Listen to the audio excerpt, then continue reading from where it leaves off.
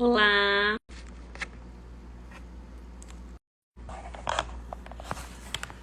olá, vamos aguardar aqui a Aninha chegar. Vocês estão me ouvindo bem? Peraí que ela já chegou.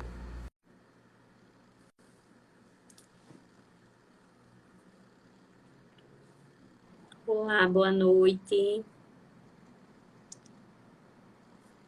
Hello.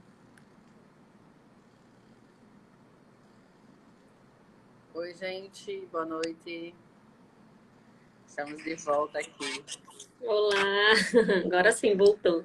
Tava parecendo que a minha tava como se tivesse com uma conexão mais fraca, mas acho que tá normal, né? Você tá me ouvindo bem, Aninha? Tô sim. Oi.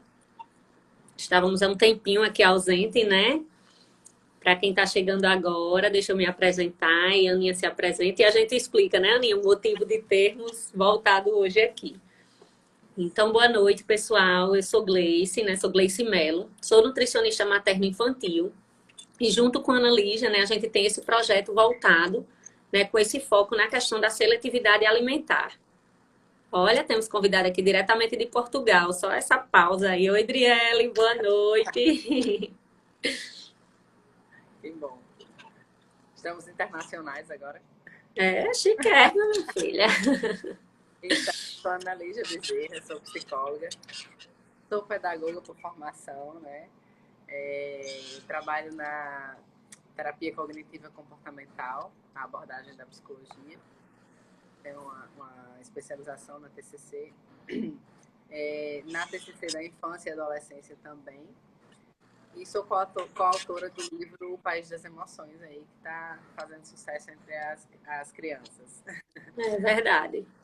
E aí a gente decidiu voltar um pouquinho, porque eu andei recebendo alguns pacientes e muitas perguntas relacionadas à seletividade alimentar, porque a gente estava com esse projeto, a gente estava fazendo algumas lives, né? E aí chegou uma demanda muito grande de pacientes.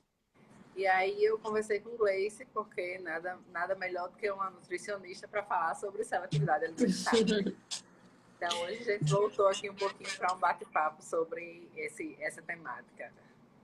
Exatamente. Então, gente, sejam bem-vindos, né? Vocês que estão aqui, se conhecerem de ontem para hoje, que a gente, vamos falar com o pessoal, conversar um pouquinho. Então, se vocês tiverem alguém que vocês saibam, acho que seria legal que fulana de tal, minha amiga e tal, participasse, então envie aqui a setinha para eles. De toda forma, a live também vai ficar, né, gravada para quem não puder estar nela até o fim, mas a gente está aqui para partilhar. Se vocês tiverem alguma dúvida, podem mandar aqui para a gente, que a gente vai tentar, né, responder da melhor forma, né, Aninha? Então, a gente separou aqui um resuminho de algumas coisas que a gente já, né, vinha falando nas outras lives, para explicar, né, a quem perdeu um pouquinho sobre essa questão da seletividade alimentar, né? Então, em resumo, o que acontece com essa questão da seletividade alimentar, né? Muitas crianças, a grande maioria, passam por alguns momentos de recusa alimentar, né? O dentinho está nascendo principalmente ali próximo aos 2 anos, 1 ano e pouquinho. O dentinho está nascendo, adoece, muda de casa, muda de cidade, faz uma viagem e naquele momento, né, fica sem começam a ter essa questão da recusa alimentar, de não aceitar determinados alimentos, alimentos que são corriqueiros para eles e tudo mais. E aí, a gente escuta muito aquela famosa frase, né? É só uma fase, isso vai passar. Quando é a questão da recusa alimentar, a gente precisa se atentar. Realmente pode ser só uma fase. O bebê ficou com o dentinho nascendo, incomodou muito, ele ficava muito irritado, só queria coisinha gelada, mas isso durou 8 dias, 10 dias, depois o dentinho, né, conseguiu sair de uma forma mais tranquila, normalizou. Beleza, foi só uma fase, né? A criança gripou, teve Covid, por exemplo, alguma coisa assim, alterou o paladar, ela ficou comendo menos, ou escolhendo mais alguns alimentos que agradavam mais o paladar, porque quem teve essa alteração de paladar sabe que alguns alimentos traziam um sabor mais amargo, um gosto mais estranho, tinha gente que dizia que tinha gosto de ferrugem e tudo mais. Então, de fato, pode ter alterado. Mas passou a fase, começou a recuperar, né, a questão do paladar, passou. Então, ok, foi uma recusa alimentar, né, provisória, pontual, teve uma razão maior de existir. Mudou de escola, quando chegou na outra escola, não queria aceitar bem o lanchinho na hora do almoço, né? Se for uma criança de período integral, não aceitava também, ou então nunca estudou, começou a escola, e ter esse momento de transição, beleza, né? É aceitável, pode acontecer, é comum, isso acontece também com a gente enquanto adultos, mas quando daí começa a evoluir para uma seletividade alimentar, que é quando essa criança começa, não, vou voltar, né? Não estava tomando, por exemplo, não estava comendo, por exemplo, nenhum tipo de fruta. E aí, na hora que volta, só aceita agora as frutas vermelhas. Só aceita a fruta se tiver muito madura. Só aceita determinada fruta, né? Então, a gente começa a perceber que dessa recusa alimentar evoluiu para uma questão de uma seletividade alimentar. E aí, o que parecia ser só uma fase, já não se torna só uma fase, já passa a virar um hábito. E se a gente deixar, ele vai evoluir mais ainda. Então, é muito importante se atentar quando não, realmente. Depois daquela gripe, aconteceu que a criança não foi voltando, né? Muito pelo contrário. Ah, antes ele comia ainda melancia e melão, agora nem isso ele quer. Antes comia isso e isso, e agora nem isso ele quer. Então a gente começa a perceber que essa seletividade está mais expressiva. Sem contar que, muitas vezes, a gente mesmo colaborou para essa seletividade. Por quê? Porque lá atrás a criança gostava muito de uva, maçã, pera, banana, mamão, mas não gostava tanto de melão, não gostava tanto de melancia, abacate comia só às vezes. Então eu mesmo começo a deixar de ofertar o melão, a melancia, o abacate, porque ele não come tão bem, né? Ah, abacate ele come um quarto de abacate. Banana, se eu deixar, come duas ou três. Então eu vou dar banana, né? Então a gente mesmo começa a colaborar para essa seletividade. E aí, quando a criança passa por essa fase de recusa, que chega nessa de seletividade, até aquelas que ela comia bem, que já está no círculo menor, porque a gente já excluía outros, começam a ser excluídas e a gente começa a deixar, né, o círculo aí mais fechadinho ainda. Então, a variedade começa a diminuir, as escolhas começam a existir, a criança começa a se recusar e diminui o apetite e deixa de comer mesmo, né? Quando a criança chega num nível importante de seletividade alimentar, essa história de deixa a criança com fome que ela come, ela não come, né? Então, assim, quem tem criança em casa extremamente seletiva sabe que se disser almoça, se você não almoçar essa comida, você vai ficar com fome, tá tudo certo. Ela só vai jantar, dependendo do que for o jantar, e acabou. Se ela fica com fome mesmo, né? E ela aprende a viver com esses jejuns prolongados porque ela precisa ter aquilo que ela gosta. E aí, muitas vezes, no auge do desespero, a gente começa a fazer substituições, né? Ah, a criança não almoçou nada, Gleice, eu vou deixar o menino ir para a escola com fome? Vamos na mamadeira, vamos no leite, vamos no mingau, vamos no todinho, no biscoito recheado, naquilo que eu sei que ela vai encher a barriga, pelo menos. Se ela vai estar nutrida ou não, se eu vou estar resolvendo o problema a longo prazo ou não, não sei, mas com a barriga cheia ela foi. Então eu entendo, né, que no auge do desespero a gente começa a fazer essas atitudes. Então é muito importante que a gente comece a identificar essa seletividade alimentar desde o início e sim é necessário buscar ajuda profissional, né? Nem sempre é uma questão, principalmente, né, no caso aqui da psicóloga, quando essa recusa se iniciou porque, de repente houve uma ruptura na família, os pais se separaram, ou houve uma mudança de casa, saiu de perto daquele convívio ali que a criança já estava habituada, tinha outras crianças, tinha a avó perto, tinha uma tia, enfim, tinha familiares, tinha um conforto dela estar ali, mudou ela para outro lugar, mudou ela de escola. Então a gente também precisa se atentar a esses fatores que não dizem respeito unicamente só à alimentação, mas ao bem-estar da criança. E aí, muitas vezes, a criança precisa disso, né, como válvula de escape ou como uma forma de chamar a atenção dos pais. Enfim, essa parte aí é com a Aninha, ela vai falar um pouquinho mais já já. Mas a gente precisa se atentar.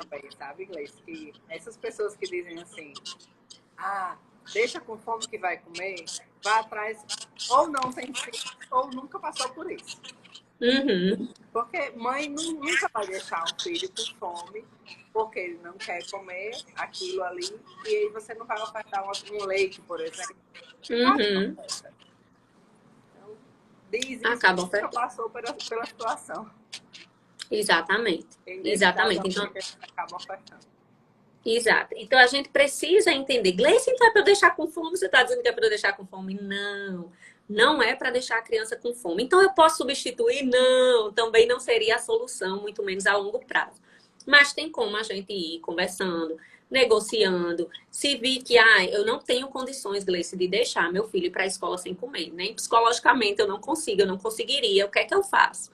Ele almoça de meio dia e meio, nem dá tempo. Então, assim, tentar ver quais são os outros fatores ambientais que estão influenciando. A criança não tem o tempo que ela precisaria para relaxar, estar num ambiente natural e comer bem. Então, se realmente você sabe que vai ter o leite antes de ir para a escola, porque você não vai deixar a criança com fome, antecipa esse horário do almoço. Vamos supor que a criança estudasse à tarde. Ele almoça de meio dia e meio. Vamos tentar antecipar as outras coisas, claro, o restante da rotina precisa ser ajustado, que isso é um ponto muito importante nessa questão da rotina. Mas um exemplo, a gente conseguir que essa criança fosse almoçar entre 11 e 11 e meia, porque se a gente perceber que realmente houve uma falta ali, ela não comeu quase nada, a gente ofertaria esse leite próximo do horário da escola, sem que ela entendesse que foi uma substituição imediata porque ela não almoçou, por exemplo, né? É claro que cada caso é um caso, eu estou dando um exemplo assim bem geral, né? O ideal realmente é a gente não fazer substituições, mas tem crianças, como chegaram para mim, da semana passada para cá, que realmente a criança está literalmente à base de leite. Ele se recusa a comer qualquer alimento. E assim, é pelo gosto? É porque ele deixou de gostar de todos os alimentos sólidos? Não. Claro que a gente sabe que tem uma causa aí emocional muito grande, né? Envolvendo essa criança e realmente tem. Isso é um caso real, tá? Então, aí a mãe Tem um vai deixar a peso criança ir para a gigante. escola com fome? Como é, Aninha? E tem um peso gigante isso. Exatamente, exatamente. Não, a questão é emocional. Então, assim, meu filho está se recusando a tudo. Ele deixou de gostar de tudo de uma hora para outra? Não, ele não deixou de gostar de tudo. Então, a gente precisa trabalhar. Mas ele criou um trauma tão grande daquele momento. Se falar a palavra almoço, o choro vai da hora que ele escuta a palavra até a hora que ele senta à mesa, até a hora que ele levanta da mesa. Então, vira um transtorno. Ele quer jogar o prato, ele quer sair da linha, ele quer correr. Porque em algum momento ele foi obrigado, ele foi forçado, você só sai daqui se comer.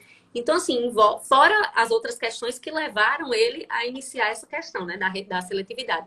Então, tudo vai colaborando para piorar o caso. Por isso que a gente precisa buscar ajuda para saber quais as estratégias melhor de acordo com o nosso caso. Deixa eu ver aqui que chegou Eu um costumo recadinho dizer aqui, que Davi. existem fatores externos e fatores internos que contribuem Sim, para esse sim, comportamento alimentar da criança, né? E esses fatores sim. externos podem ser a família, os amigos. Então, ter um ambiente adequado, confortável, que colabore para essa boa refeição, para esse momento da refeição, é primordial para que a criança comece a se alimentar melhor. Então, às vezes a gente fica muito ligado na vamos assistir TV, vamos comer assistindo TV. E a criança não sabe nem o que está comendo, não está nem ligada no que está comendo. Então, o momento da refeição, ele precisa sim ser um momento agradável.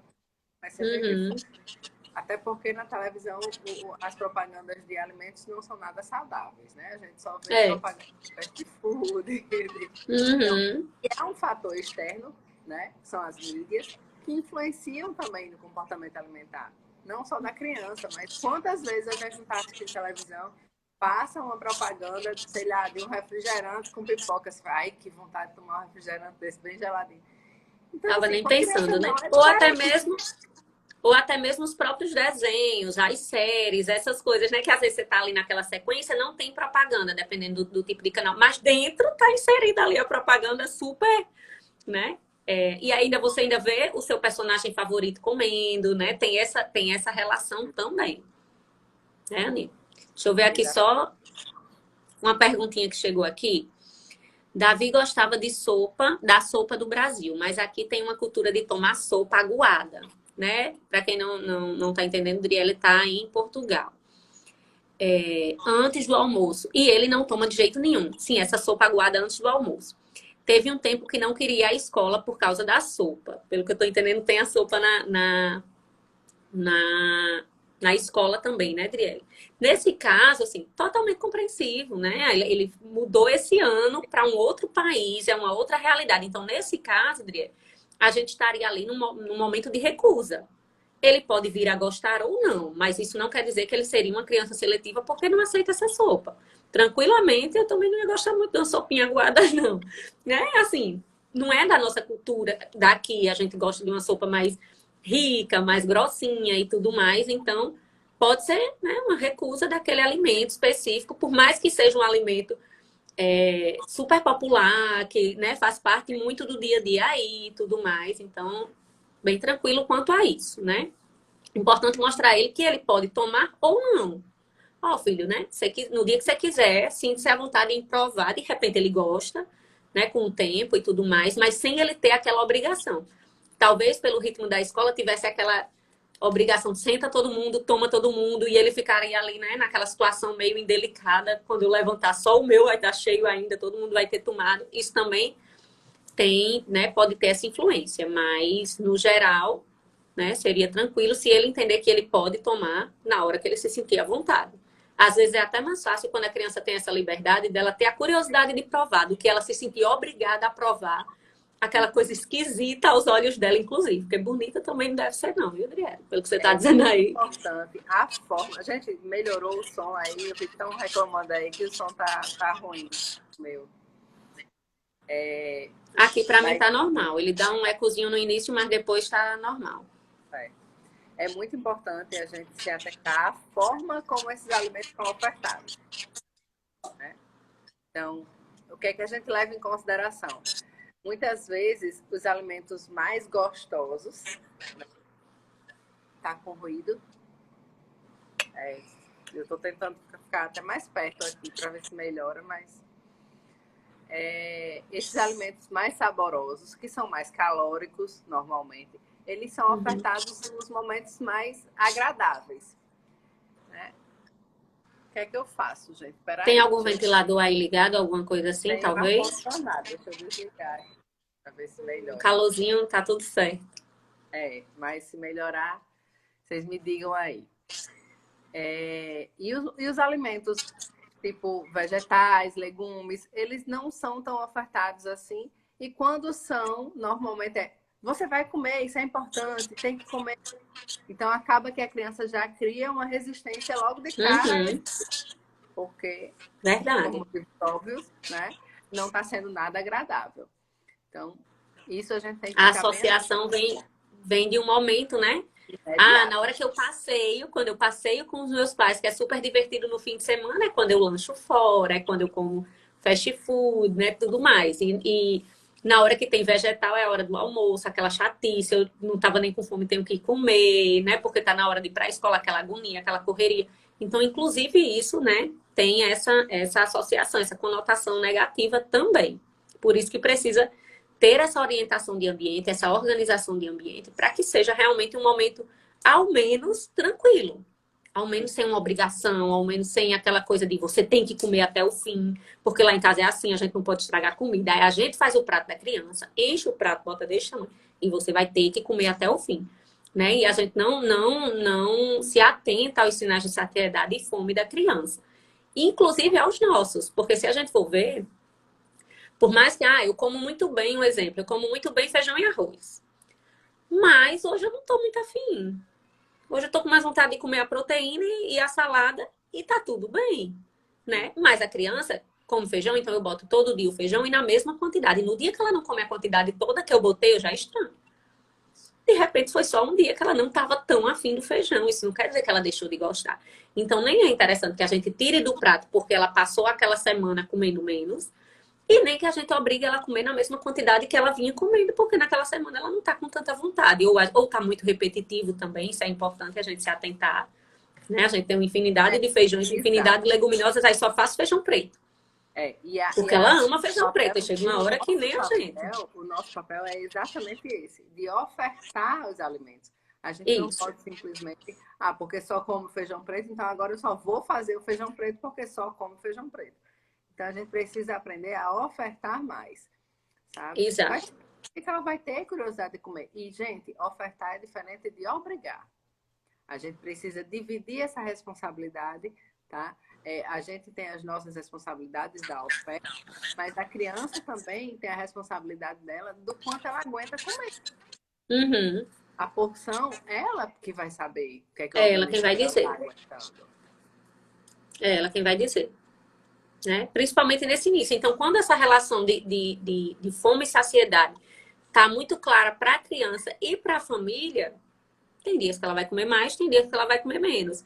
E aí tá tudo bem. De repente, o lanchinho hoje era só uma fruta, foi laranja. Muito provavelmente na hora do almoço ela vai ter mais fome do que se o lanchinho tivesse sido 2 bananas, por exemplo, né? Então, assim, a gente também precisa se atentar a isso.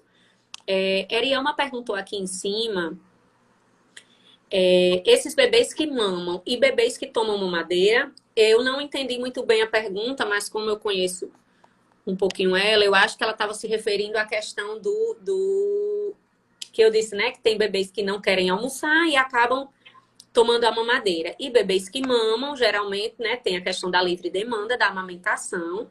E eu acredito que a dúvida dela seja isso, né? Se o bebê mamar, eu posso seguir normalmente na livre demanda. Imagino que seja isso. Se não for, Ariama, qualquer coisa você me corrige. Como é que a gente faz, né? Essa livre demanda. Então, de fato, né? Bebês que mamam, se tiverem a disponibilidade da mamãe junto, ali é livre demanda de fato.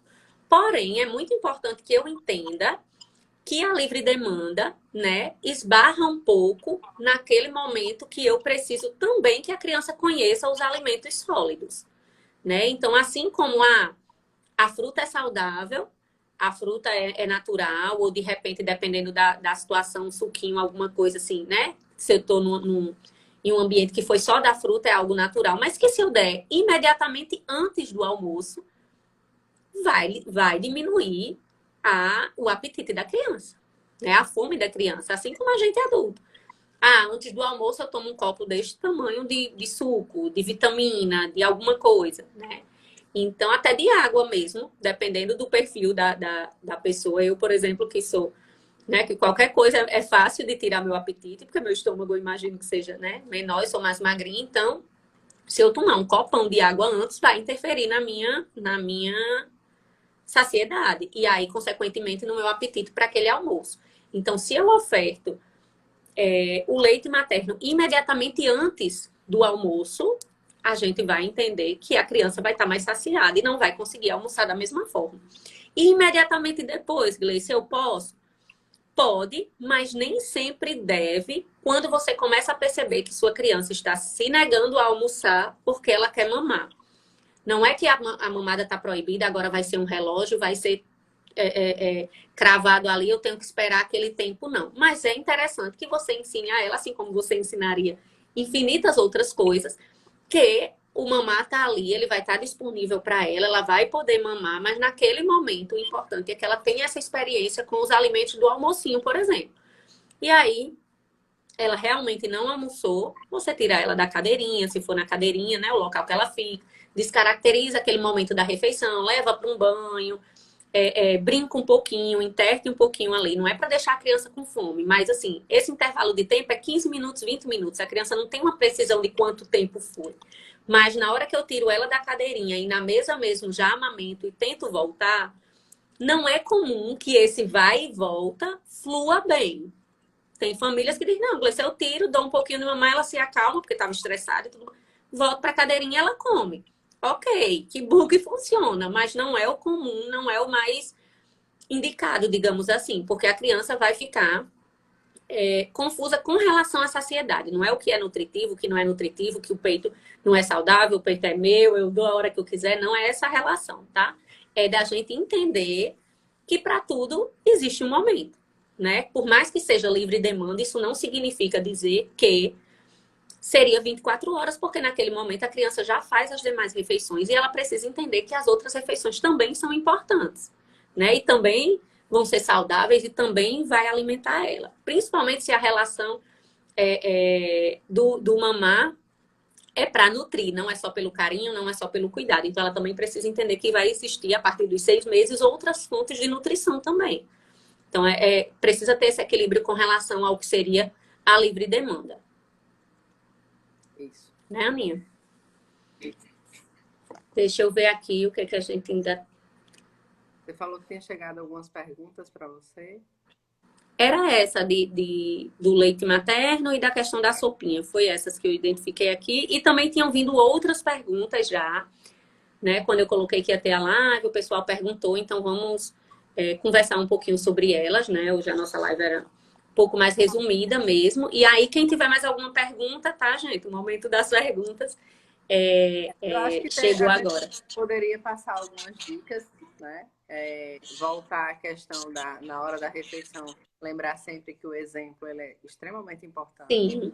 tá? Então, se seu filho não vê você comendo legumes, verduras, ele provavelmente não vai querer comer. Então, a história Uhum. que eu digo, não faço o que eu faço, também não funciona, tá? Não funciona. Então, é E aí extremamente é no geral, importante. não só na alimentação, né? Na educação como um todo da criança, não flui. Exatamente. Tá? Eu acho que estava com outra coisa aqui para falar, não lembro. Bom, vai passando aí, se vocês. Tá, então era essa questão do exemplo, né? Da gente ter algumas estratégias, né? Falando das dicas, né? Da gente ter algumas estratégias de convencer a criança, né? Explicando, logicamente, que nem sempre elas vão entender, mas evitar de fazer comentários do tipo, filho, coma, por favor, eu fiz com tanto amor, fiz com tanto carinho, tipo, apelando para esse lado sentimental, que eu entendo, porque de fato, às vezes a gente se frustra mesmo. Ah, eu fiz maravilhoso, fiz tudo bem direitinho, botei o prato, enfeitei, Gleice, eu decorei o prato, criei um ursinho aqui que eu nunca imaginei que eu sabia fazer com arroz. Quando ele olhou, fez, Eca, isso? Então, assim, frustra realmente, a gente fica triste, mas evitar de passar as nossas emoções para eles, né? Porque isso confunde, Era né? Eles não isso. entendem, tipo, ai meu Deus. Ou então eles podem querer comer para alegrar, né, Aninha? Para Exatamente. fazer o. E outra coisa, assim, eu recebi essa semana uma criança de 6 anos e até hoje ele come tudo processado. Porque quando ele tinha 1 ano de idade, ele se engasgou. E por conta desse engasgo, ele passou a não se alimentar mais, não querer mastigar mais. Então, Uhum. a partir disso, tudo ficou sendo processado.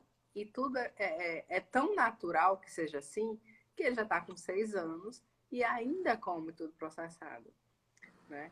Então, assim, é, engasgou, a gente precisa tentar, gente. Precisa Nem tentar sempre resolver o vai dar problema. certo, nem sempre vai conseguir, mas a gente precisa tentar. A criança com 6 anos, comendo processado, até a fala está prejudicada. Com certeza, não tenha dúvidas. Então, a Não gente tenha precisa dúvida. realmente tentar. Oferta, tá? O nosso papel enquanto pais é exatamente esse, é o da oferta. Nem sempre vai ser aceito, nem sempre a criança vai estar disponível para isso. Mas se a gente não ofertar, Não não vai vai. dar para testar, né? E assim, isso aí serve para eventos traumáticos no geral, né? A criança ficou traumatizada, mas a família também ficou. Porque se a família não tivesse ficado, teria conseguido trazer esse suporte para ele, né? Ele sozinho não ia ter a maturidade de dizer, opa, já tá tudo bem, pode mandar normal que eu vou mastigar. E nunca foi ofertado, porque sabia que ele tinha medo, sabia que ele negava, então vamos. É natural que tenha tido essa regressão e tenha iniciado esse processo de processar. Não é o correto, mas eu entendo como natural no sentido de foi o que resolveu na hora, porque a criança não queria comer nada. Mas daí a gente ir desmamando e voltando e melhorando e É buscando introdução ajuda. alimentar, né? É uma Vai introdução. mastigando, ir Recomeça. até ir melhorando, exatamente. Então, Exatamente, vai deixando um começa pouquinho mais pedaçudo, vai entrando em outras texturas, até chegar ao ponto dele voltar a mastigar, né? Porque aí com 6 anos é muito mais difícil, né? Essa criança teve a vida dele toda adaptada a comer assim. Como assim que vai ter esse pedaço aqui na minha boca? Eu faço o que ele com só isso? aprendeu a comer assim. Exatamente, né? Então, bem complicado. Uma outra dica que eu nem tinha anotado aqui, mas eu acho fundamental para a gente se atentar é a gente, enquanto pais, né, os adultos da situação que estejam convivendo com uma criança seletiva, se policiar em como eles estão hoje, como é a realidade deles hoje com relação a sua relação com a comida. Né? Por exemplo, eu, Gleice, como é minha relação com a comida? Não, é de boa, eu consigo comer, eu não tenho, né? Ai, quando eu tô com uma coisa tô de dieta, não como nada. Quando eu vejo aquele alimento que eu amo muito, eu como escondido, eu como compulsivamente, né, exageradamente naquele momento. Eu quero vomitar depois, eu tenho problema com peso, ou na minha infância eu fui muito seletiva. E aí isso acontece demais, né? Ah, na minha infância eu era muito seletiva, menina, eu era péssima para comer. Então, eu não me preocupo tanto em ver meu filho sendo, porque eu fui e tô viva. tô viva hoje, tá tudo certo, né? Era para ter morrido em nome de Cristo, né? Então, assim, a gente precisa se policiar quanto a isso, assim, o que isso trouxe. Não, tô viva, tô bem, tô saudável, deu tudo certo. Em algum momento eu fiz um acompanhamento, resolveu o meu problema, não fiquei com nenhum trauma, nenhuma sequela, não precisei de nada a mais voltado para essa questão da alimentação. Consegui superar, bacana, aproveita essa superação e já ajuda o filho também. Porque quanto antes, melhor. E se não superou, teve outros processos envolvidos nisso tudo e não foi legal, mas ainda volta. Então, de toda forma, aproveitar essa experiência positiva ou negativa que você teve, né, na sua vida, especialmente se foi negativa, para tentar ajudar seu filho desde já, né? Porque a gente tá igual a mim. Mulher, não vou endoidar, não, igual a mim, meu filho, né? Eu tenho alguns pacientes que os pais dizem muito. Outros já é o contrário. Mulher, me preocupo, porque eu sei como eu sofri. Quando foi, né, na fase de adolescência, de adulto, que tinha questão de ganho de peso e não sei o que eu precisava me policiar para uma alimentação mais saudável. Meu Deus, como eu sofria. E aí, às vezes, esse, né, ter que voltar, porque, né, a questão da autoimagem, principalmente na adolescência, é uma coisa que pesa muito. E aí ele se vê muito gordinho, muito magrinho, muito não sei o que, e precisa mexer na alimentação, porque vai ser a base ali. Tem uma dificuldade gigantesca. E aí se frustra, e aí se encaminha para um transtorno alimentar, uma anorexia, uma bulimia ou obesidade, né? E aí é muito mais difícil, né? Nessa fase é muito mais difícil da gente buscar esse resgate. E isso vem, né? Aí é com a Aninha, né? Traz muito, muito. Tenho certeza que você tem adultos, que você também atende adultos, que aí mexe na autoestima, mexe em como você se relaciona com as pessoas, mexe na escolha da profissão. Ah, eu estava muito gordinha naquela época, eu não tinha como escolher determinado curso, era o meu sonho, mas assim, né, pela imagem que você tem de si, pela sua autoestima, eu não teria capacidade, enfim, influencia na vida inteira, gente. Então, é muito importante a gente ter esse olhar criterioso pra gente, para poder a gente ajudar os nossos filhos. Não, nisso eu não tô legal, então mais ainda eu quero que meu filho não passe por aquilo que eu passei que não foi bacana, né? Ou então, como foi que eu consegui superar? Vamos tentar antecipar isso para tentar que eles superem mais cedo, né? Isso pode ajudar bastante. Então, eu acho que essa dica é super valiosa, a gente fazer essa autocrítica, autoanálise, na verdade, né?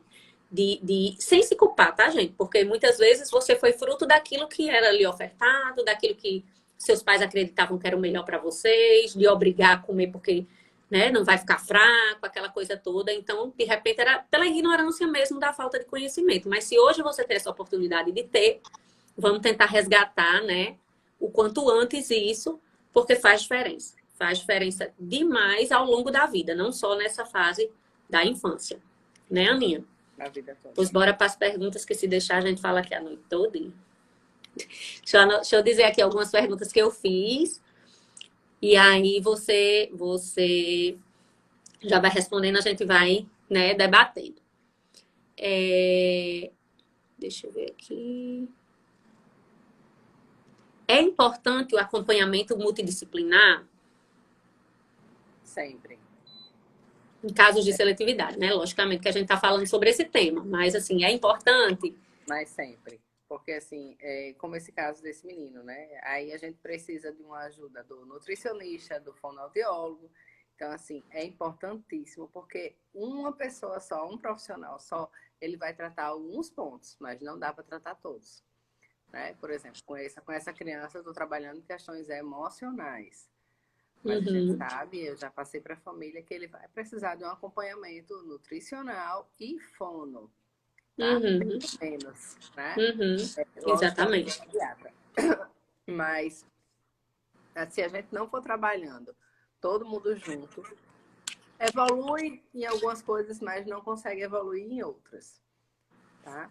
Verdade. E aí, assim, o tratamento vai por água abaixo porque não funciona. Tá? Verdade. Isso é tão verdade que tem vezes que eu, inclusive, trabalho no mesmo caso com psicólogo principalmente, né?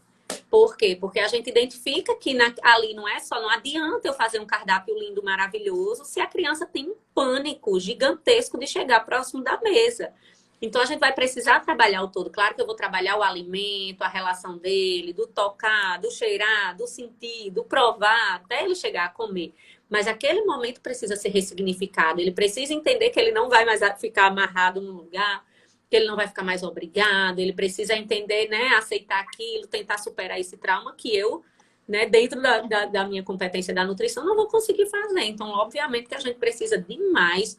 Fono também é um profissional que eu trabalho muito aliado a ele, né, de ter. Às vezes os pais se desesperam, pelo amor de Deus, o menino não tinha nada, eu não levava ele para canto nenhum, no máximo era de ano em ano no médico, agora ele está fazendo terapia com 5 profissionais, paciência, de repente aquele caso evoluiu a um nível que a gente vai precisar disso, mas é interessante que faça, porque quanto mais junto e intenso aquele momento for, de repente, mais rápido supera, mais rápido passa, né? Mais rápido consegue ter uma regressão, né, daquele problema. E às vezes a gente consegue atender até na mesma sessão, estando juntos, né? Que ao mesmo tempo ela vai fazer, tá com acompanhamento com a psicóloga separada, acompanhamento com a nutricionista. Não, às vezes a gente consegue fazer uma sessão, todo mundo trabalhando em conjunto, né? Exatamente. Por exemplo, essa criança, eu estou tendo muita dificuldade para conseguir trabalhar emoções, que a gente precisa trabalhar as emoções com as crianças. Uhum. E aí... Até para identificar o que ela sente com relação aos alimentos também, né? Não é só aí, no geral. É uma criança que ela adora brincar de carrinho. Então, eu só consegui fazer com que ela ficasse na sessão quando eu comecei a inserir os carrinhos para a gente brincar. E aí, como é que eu vou fazer? Então, eu comecei a colar carinhas de emojis, das emoções, de carinha triste, carinha feliz, no carrinho. Nos então, carrinhos. Esse carrinho tá como? Esse carrinho tá triste. Esse carrinho tá feliz. Então, assim, e você fica feliz quando? E aí a gente começa... Para poder conseguir puxar dele as informações para poder ajudá-lo. Exatamente. Entendi. Então, eu preciso trabalhar essa parte, fortalecer nesse sentido, para a gente poder entrar com a questão alimentar, que eu não tenho como agora de cara já... Peraí, a criança não vai querer nem ir mais. Uhum. Verdade. Então, a gente precisa também ter paciência, porque a gente acha que começou e tudo muda assim de uma hora para outra. E nada muda assim. Tá? É um processo. Como todo processo, ele vai acontecendo. Exatamente. Nesse caso de seletividade alimentar, eu também faço a terapia alimentar. Então, quando é um paciente que vem para mim, que eu identifico que precisa, né, melhorar, inclusive, a relação dele com os alimentos primeiro, de tocar e tudo mais, então eu indico a questão da terapia alimentar. E aí, às vezes, o pai levou 2 vezes, né? Fez 2 vezes, 2 sessões, vamos chamar assim também. Aí, poxa, nem resolveu, o menino não come nada ainda. Passou, vamos supor, nesse seu caso, 6 anos, ele tem 6 anos, passou os 6 anos da vida, desde que teve a introdução alimentar, né? Com a alimentação, com um perfil, com uma rejeição, né, grande, aí uma dificuldade alimentar, inclusive, porque se ele não mastiga, ele perde infinidade ali de alimentos ou sente os gostos misturados. Ele talvez não consiga, né, nem ter os gostos definidos das coisas, porque de repente é uma sopa, é tudo misturado, já bate tudo junto. Enfim, é fruta, é tudo misturado, é vitamina, é suco. Então, ele não tem o sabor real, né, de muitos alimentos ali. Então, uma série de coisas. Como é que a gente vai resolver isso, gente, em 2 sessões? Em 1 mês? Não é um milagre, não, né? Se fosse, era muito bom. Então, a gente precisa ter essa paciência também. Deixa eu ver aqui 2 perguntinhas que chegaram aqui, Aninha, pra gente. Socorro colocou assim. Minha filha tem 3 anos e 10 meses e só quer mamadeira. Já levei para fono, para psicóloga, para nutróloga e não tivemos muito sucesso. Faltou a nutricionista. Ela senta na mesa, prova e cospe. Ela nunca aceitou carne. Se deixar, ela só come ovo e o branco. Não sei se é a parte branca do ovo, né? Ou carne branca, não entendi. Mas tudo bem. O que é que eu queria dizer aqui, Socorro? O que é que dá para a gente entender um pouquinho aqui dessa situação?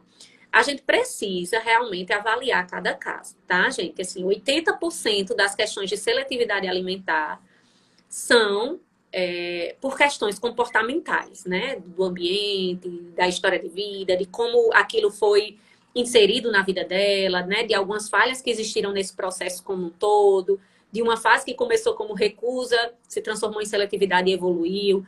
Então, mas existem os casos que não são só de seletividade comportamental. Então, de repente, pode existir algum transtorno maior, né, de alguma questão fisiológica mesmo, ou física mesmo, uma dificuldade de deglutição, uma alergia alimentar, né? Que muitas vezes aquele alimento acaba não... A criança não se sente bem, ela não consegue dizer que aquilo incomodou a um nível dela não se sentir bem, né? Por exemplo, alguma alergia que fica com aquela sensação de refluxo, de mal-estar, enfim. Alguma comida que ela comeu e no dia que ela foi fazer cocô, ficou com aquela prisão de ventre que incomodou na saída, ela associa. Então, é uma série de coisas que a gente precisa avaliar quando tem uma recusa importante nesse nível de uma criança com 3 anos e 10 meses só querer tomar mamadeira. Então, não é tão simples, a gente precisa avaliar o todo, por mais que já tenha feito, né? De repente fez uma avaliação com a fono detectou que não. Na mastigação tá ok, consegue mastigar direitinho, consegue deglutir direitinho, então a nível de oral ali, não teria nenhum problema, mas a gente precisa avaliar as questões como um todo para chegar a um consenso, né? Geralmente, quando a criança recusa a proteína em si, porque de repente a carne é mais incômoda, é mais dura, doeu o dentinho que estava nascendo na hora que ela foi mastigar e aí ficou com aquele incômodo, e aí a gente vai tentando inserir ela de uma forma mais suave, de uma forma mais discreta, de uma forma de uma porção menor, fazendo outros tipos de receita, porque às vezes a gente, minha filha não come carne, e eu dou como? Como bife mesmo, corto os quadradinhos, às vezes faço uma paçoquinha, mas de repente você já fez algum bolinho com carne, que a carne ficou ali muito discretamente, por exemplo, de batata doce com carne, enfim. Algumas estratégias que a gente vai usando de acordo com cada caso para ir tentando inserir. Assim como avaliar a necessidade da proteína animal, né, da carne em si, ela come outras coisas, tem outras preferências, a gente pode conseguir também ter um planejamento alimentar bem equilibrado com outras opções. Então, não necessariamente isso, mas o fato dela só querer mamadeira, aí sim é mais preocupante, aí sim a gente precisa de uma avaliação mais completa, tá? Mas se fosse só a carne isoladamente, ela não gosta de carne vermelha. Ok, pode ser uma opção dela. Mas come bem os outros tipos de carne, tá tudo ok com o resto, tá crescendo bem, tá ganhando peso bem, tá desenvolvendo bem, tem uma série de outras coisas, pode ser uma preferência alimentar tranquilamente, tá? Tem mais uma aqui, cara. Quando acho que Socorro colocou aqui, a bebê era PLV e melhorou agora com 3 anos, né? Então, a questão da alergia alimentar tem também muita relação com as questões de proteínas, né? Incomoda, pesa mais, a criança fica com aquela sensação de empachado, não digere tão bem, aí ela já não tem o hábito de comer, mas ainda o corpo, sempre que vem, tipo, opa, essa proteína aqui pesa demais, vamos por ali. Então, tudo isso influencia, tá? Assim como a gente que precisa, né? Os pais de crianças da PLV, por coincidência, somos também, viu, Socorro? Tanto eu quanto a Ana Lígia, né? Minha filha, as filhas mais novas foram a PLV, né? Graças a Deus já no processo de tolerância, né? Com tranquilidade. Mas isso também acontece. Por quê? Porque a gente precisa restringir mais, né? Alguns alimentos, quando sai, ela não pode toda a infinidade, mesmo que não sejam alimentos saudáveis, sem açúcar e tudo mais, mas é uma série de alimentos que a gente precisa ter cuidado. Se a criança reage a traços, ela não pode comer, né, com muita facilidade na rua. Então, essa seletividade também começa aí, porque a gente precisa restringir. Então, a gente precisa se atentar e deixar que... E tentar que ela faça parte daquele meio. Foi no aniversário. Leva coisas que sejam possíveis para ela não se sentir meio que excluída ali daquele ambiente que ela tá, porque ela não pode nada daquilo porque ela tem alergia, né? Então, acaba ficando sem o hábito de provar e de comer algumas coisas. E vamos aqui para a última perguntinha de hoje. Caso vocês tenham alguma pergunta, gente, a gente não tenha conseguido responder, podem mandar no privado, né, no final, que aí a gente pode ir respondendo. Inclusive, a gente pode até abrir uma caixinha para quem não fez perguntas, e aí, ao longo dos próximos dias, a gente faz alguns videozinhos fazendo essas explicações, né, Aninha? Deixa eu ver aqui. Quando a gente oferece um alimento para a criança que antes ela aceitava e agora ela recusa a comer, dizendo que não gosta mais, como eu devo proceder? Continuar oferecendo, sem a obrigação dela comer, tá?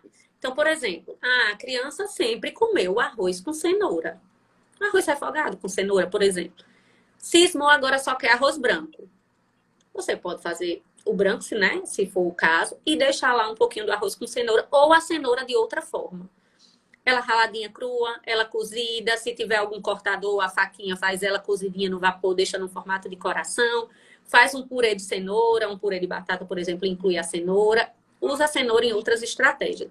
expõe a criança sempre àquele alimento. Porque se ela se nega a comer porque não gosta mais e você realmente tira da rotina, né? Ela deixa de ver, ela deixa de expor, ela não vê ninguém comendo, tá tudo bem, eu não quero não. Aí daqui a pouco, um tempo depois você volta, né, a inserir e ela não aceita. Então, é muito importante a gente expor. Porque se a gente não expor, hoje eu estava até falando com um paciente até do online, um paciente novo, mas ela me dizendo que ele não aceitava fruta nenhuma e ele passou agora por um processo de internação. E aí eu perguntei o que teve, né? Era bem seletivo também, o que teve de diferente no hospital que ele comeu. Você imagina você num ambiente de hospital, você doente, né? De repente com soro, fazendo o exame diariamente, né? Porque teve uma questão de anemia, enfim. Incomodado com aquela situação, fora da sua rotina, uma criança de 7 anos. E ela disse que ele aceitou maçã, que era uma fruta que fazia muito tempo já que ele não comia. Então, hoje em dia, ele não comia fruta nenhuma. E como foi que ele aceitou maçã? A maçã foi oferecida a ele. Veio. E na hora, o pessoal da nutrição talvez nem soubesse que ele não comia, né? Chegou lá, hoje você vai querer maçã ou melão, por exemplo. E aí ele deve ter pensado, ferrou, se eu vou ter que escolher um dos dois, né? E aí ele optou pela maçã, foi mais tranquilo e ele comeu.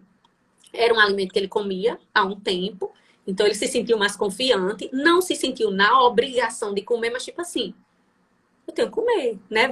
Vai me ajudar, eu estou numa situação que eu preciso me recuperar e tudo mais. E ele se deu a oportunidade.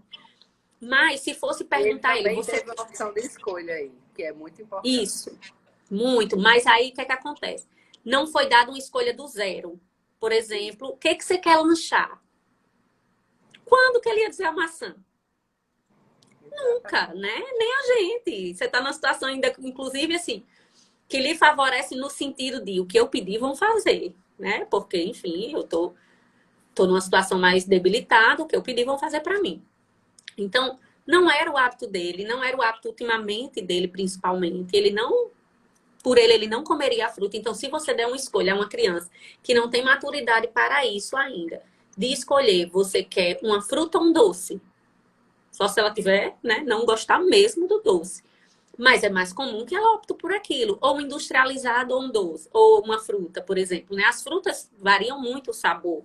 Tem dia que tá mais madura, tem dia que tá menos, tem dia que a laranja é mais docinha, tem dia que a laranja é mais ácida. Enfim, a mesma fruta varia ali o sabor, mas o biscoito recheado que eles gostam é intacto, sempre aquele sabor impecável.